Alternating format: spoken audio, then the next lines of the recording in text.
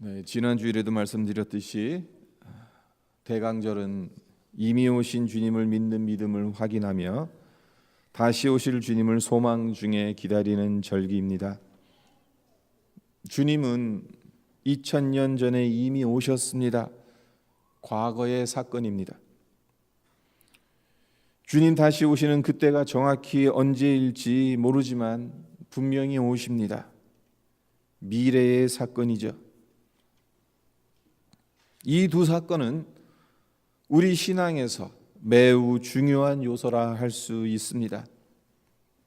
하지만 신앙이란 과거와 미래의 사건만 아니라 현재의 사건이기도 하기 때문에 주님의 오심을 과거와 미래뿐만 아니라 현재적 관점으로 보는 것 또한 매우 중요합니다. 그렇다면 현재적 관점에서 주님의 오심은 무엇일까요? 그것은 우리 삶 한가운데 오셔서 우리와 함께 하시는 임마누엘입니다. 임마누엘, 하나님이 우리와 함께 계시다. 성경 전체를 통해서 하나님께서 하나님의 백성들과 예수 그리스도의 몸된 교회에 하신 약속입니다. 이 약속은 하나님의 백성들이 험한 광야 길을 걸어갈 때나 한 줄기 소망의 빛도 비추어지지 않는 사망의 음침한 골짜기를 지나갈 때나 심지어 하나님을 불순종하여 하나님의 호된 심판을 받고 있을 때에도 변함없이 주어지는 하나님의 약속입니다. 사실 성경은 하나님께서 우리와 함께 하시겠다는 이 약속으로 가득 찬 책이라 해도 과언이 아니죠. 특별히 오늘 함께 읽은 본문 말씀인 마태복음 1장 23절에는 임마누엘이라는 단어가 직접 나오는데 예수님의 탄생을 두고 마태가 이사야서 7장 14절을 인용한 말씀입니다. 그러므로 주께서 친히 징조를 너희에게 주실 것이라. 보라, 처녀가 잉태하여 아들을 낳을 것이요 그의 이름을 임마누엘이라 하리라. 700년 전 이사야 선지자가 예언했던 이 예언, 마태가 예수 그리스도의 탄생과 관련해서 왜 이 예언을 인용하였을까? 그 이유가 무엇일까요? 이사야의 예언이 예수 그리스도의 탄생으로 완성되었다는 것을 선포하려는 것 아니겠습니까? 예수님의 탄생이 이사야서에서 언급한 임마누엘의 예언을 완전히 성취한 것이며, 그리고 예수라 불리게 될 아이가 하나님의 함께하심을 명확하게 보여주는 상증거임을 말하려고 하는 것 아니겠습니까? 성도 여러분, 구약시대엔 하나님께서 구약 백성들에게 어떻게 임재하셨는지 잘 아시잖아요.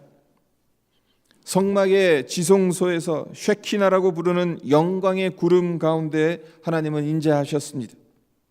유일하게 대제사장만 1년에 한 번 대속죄일에 지성소 안으로 들어갈 수 있었죠.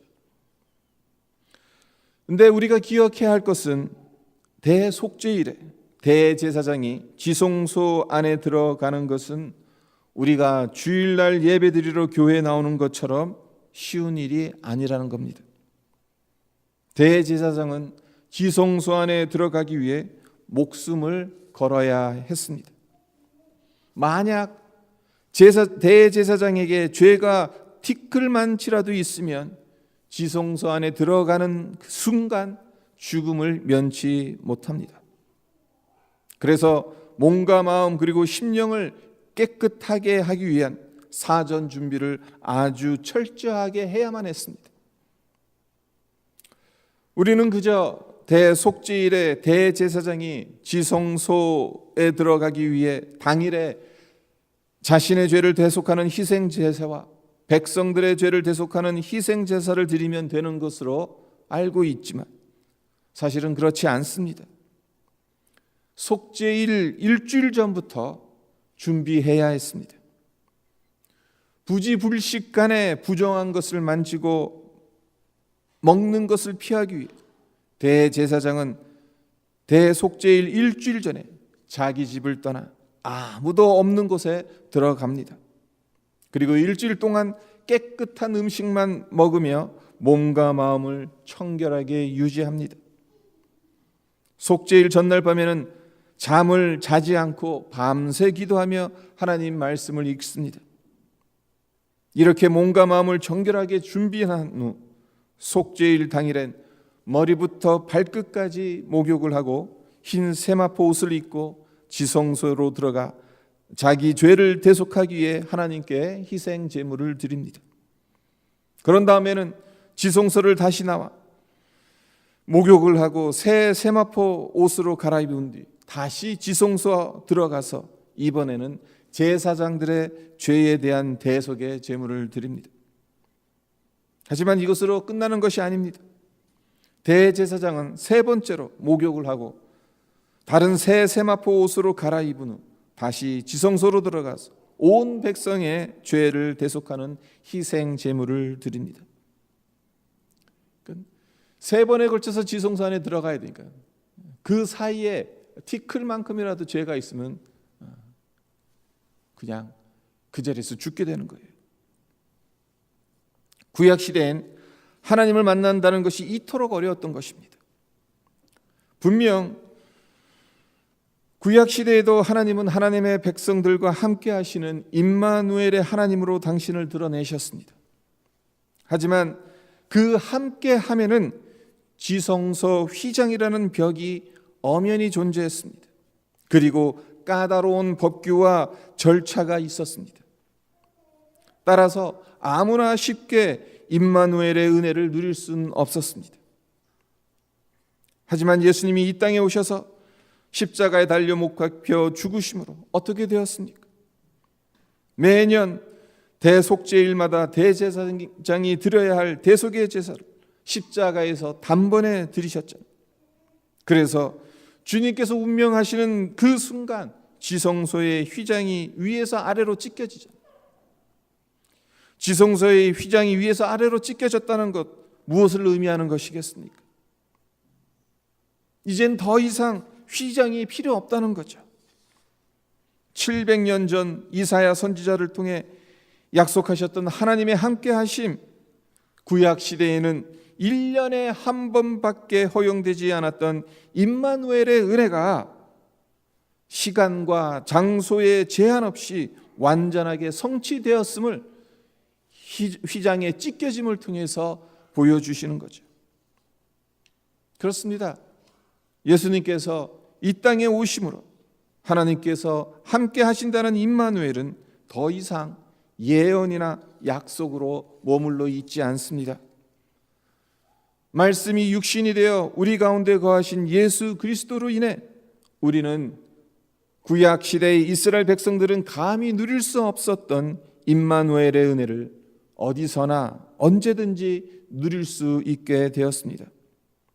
더 이상 휘장이 하나님과 우리 사이를 가로막지 않기 때문에 은혜의 보좌 앞에 담대히 나아가 하나님의 함께하심을 경험할 수 있게 되었습니다.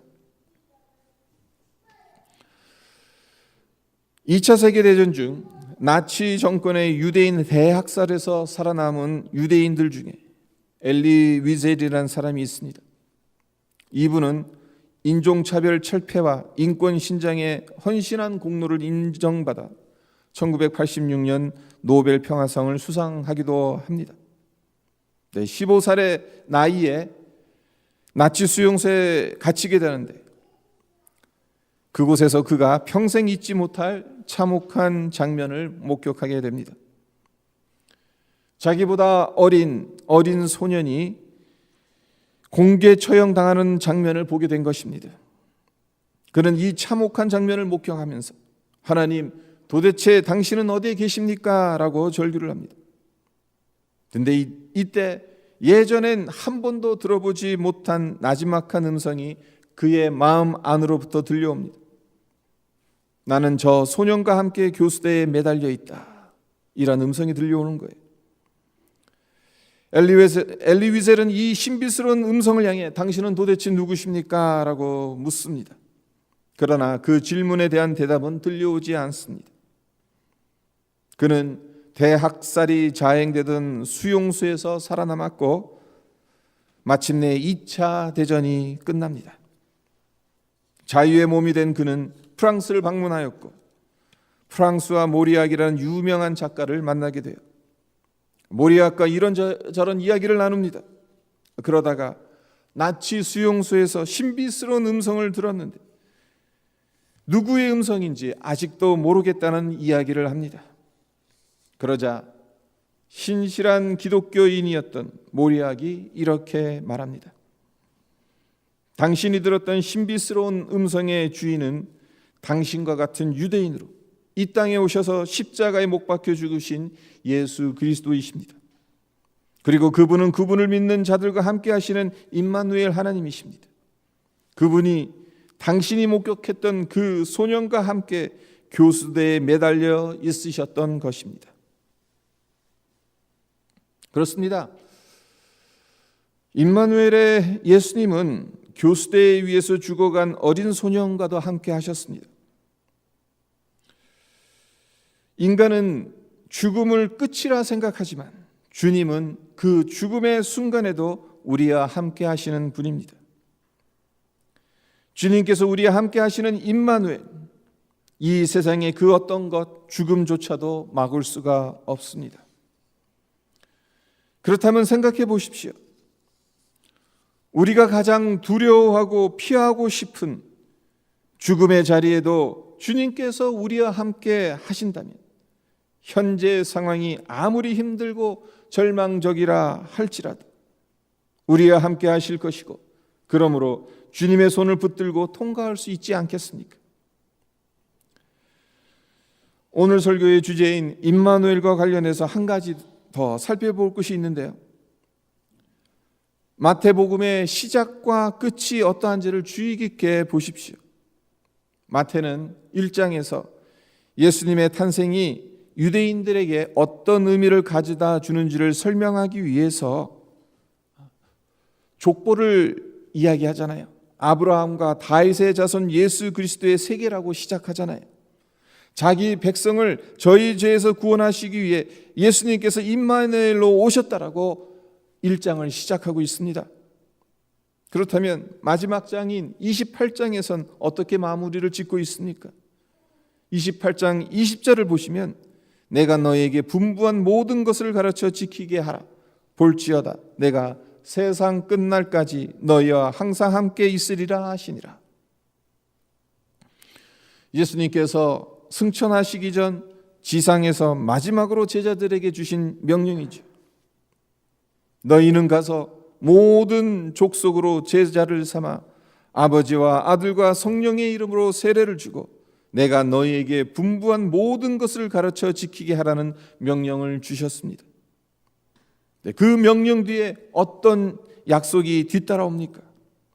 내가 세상 끝날까지 너희와 항상 함께 있으시겠다는 약속을 주시지 않습니까?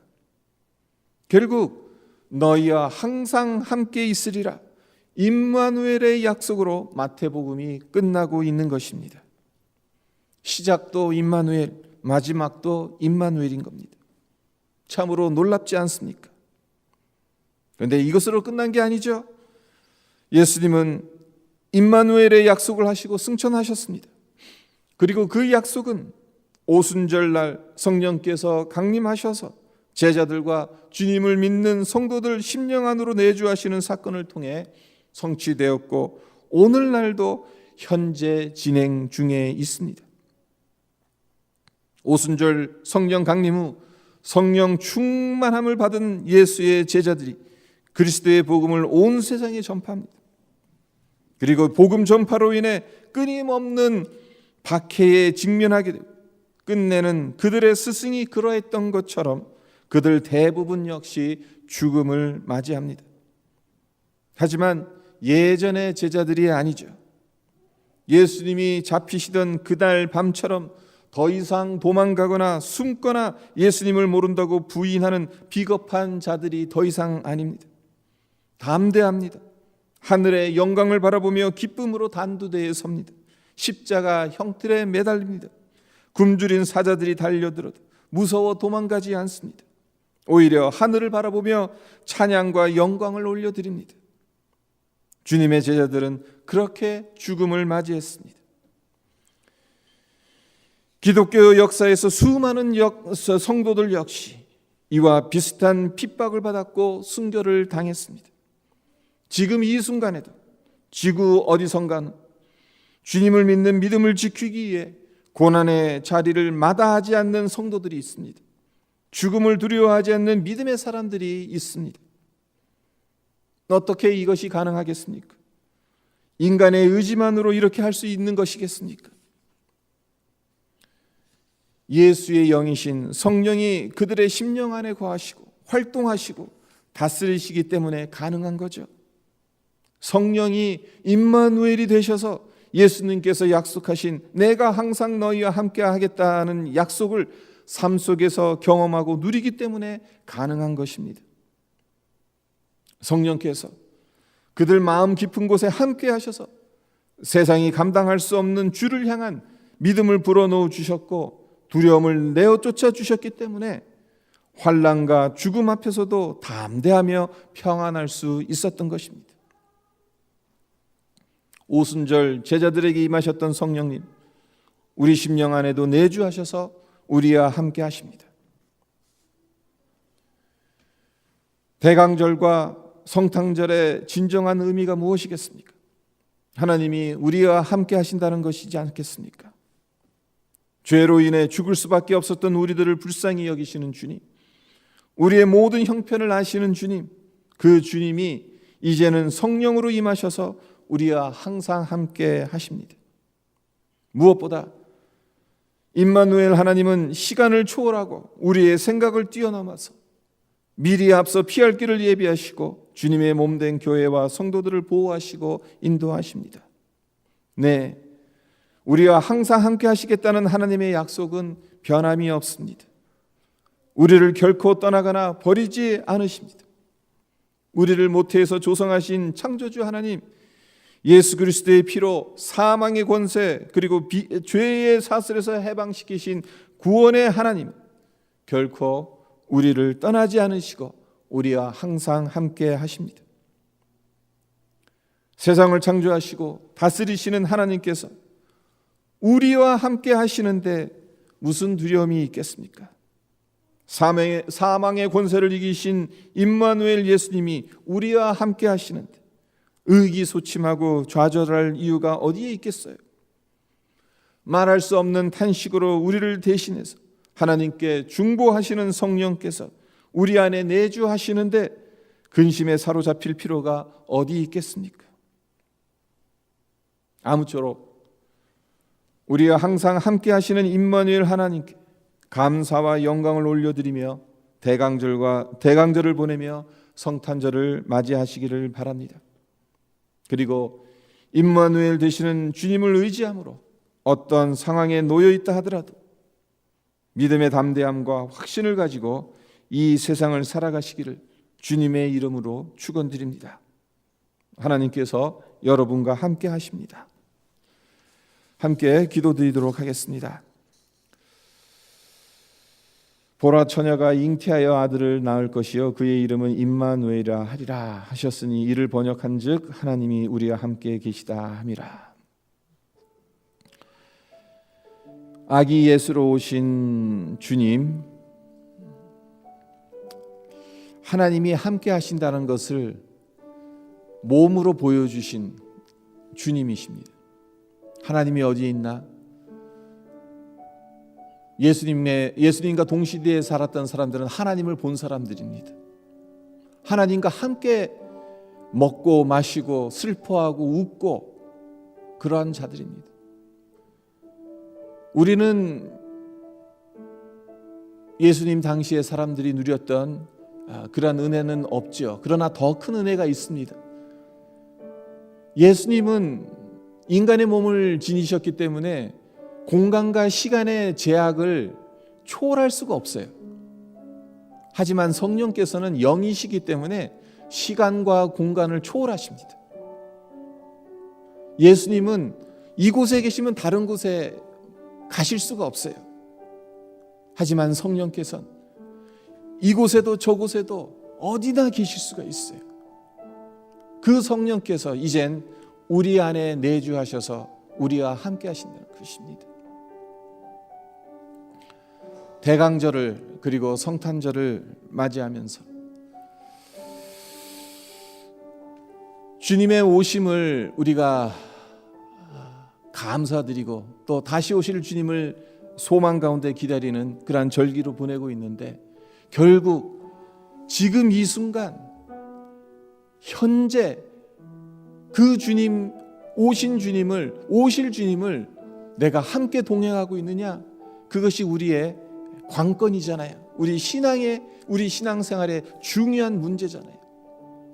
네. 우리가 하나님 앞에 하나님 우리와 함께 해주십시오 기도하기에 앞서서 하나님께서 이미 우리와 함께 하시겠다는 약속을 주셨고, 그 약속대로 예수님을 보내주셨고 또 성령님도 보내주셔서 우리가 어떤 상황에서도 하나님을 붙들고 살아갈 수 있는 그런 은혜 자리로 우리를 인도하여 주셨다는 것을 우리가 기억하고, 하나님 우리가 신앙의 여정을 걸어갈 때 하나님 이 믿음으로 주님이 우리와 함께 하시는 이 임마누엘의 은혜를 누리며 살아가는 우리 모두가 되게 해 주십시오.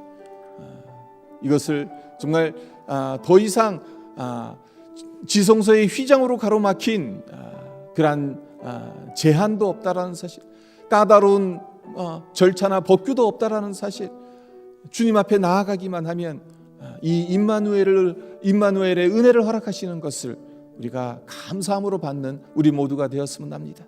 기도드리겠습니다. 아버지 하나님 감사합니다. 주님 이 땅에 오셨습니다. 아기 예수로 이 땅에 태어나셨습니다. 네, 그것이 아버지 하나님